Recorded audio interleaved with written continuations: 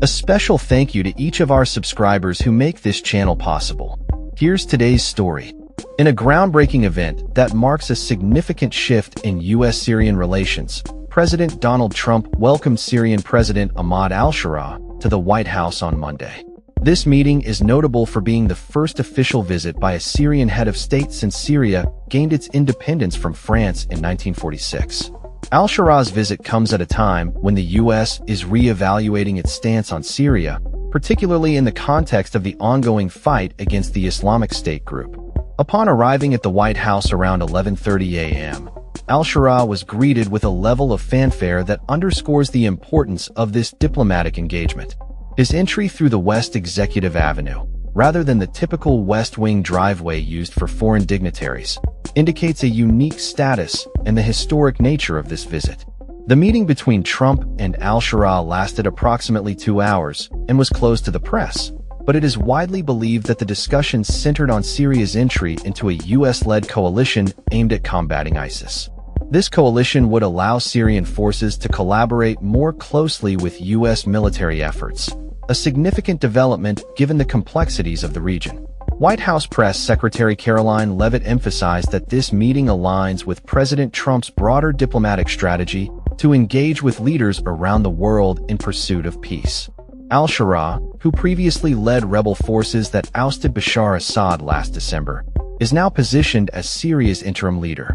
Trump's previous comments about al-Sharaa, describing him as a young, attractive guy and a fighter, reflect a newfound willingness to engage with a leader who has a tumultuous past, including former ties to al-Qaeda and a $10 million bounty on his head. The lifting of sanctions on Syria has been a contentious issue, with al-Sharaa advocating for a complete repeal of the Syria Civilian Protection Act, which imposes stringent economic restrictions on the country due to human rights abuses committed under Assad's regime. While Trump has lifted some sanctions, a permanent repeal would require congressional action, presenting a challenge for al-Sharaa's administration. The meeting also follows a recent vote by the United Nations Security Council to lift sanctions against al-Sharaa and other Syrian officials, signaling a shift in international attitudes towards the new Syrian leadership. Al-Sharaa's media advisor has publicly stated that the foremost issue on the president's agenda is the repeal of these sanctions, arguing that they are no longer justified given the current political landscape in Syria. The World Bank has estimated that the cost of rebuilding Syria could reach $216 billion, underscoring the urgent need for economic revitalization in the war-torn nation.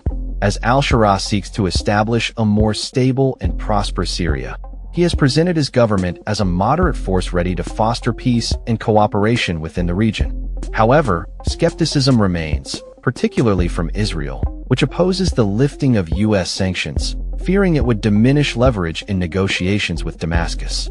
The complexities of the situation are compounded by the ongoing state of war between Israel and Syria, particularly over the Golan Heights, which Israel continues to occupy. Despite these challenges, Trump has expressed hope for normalization of relations between the two countries. As al-Sharaa left the White House, he was met by supporters, a testament to his growing popularity and the significance of his visit to Washington. This meeting could potentially lay the groundwork for a new chapter in U.S. Syrian relations, one that could redefine the geopolitical landscape of the Middle East. As the world watches, the implications of this meeting extend far beyond the immediate discussions of sanctions and military coalitions, hinting at a broader shift in the dynamics of power and diplomacy in the region. That's all for this story.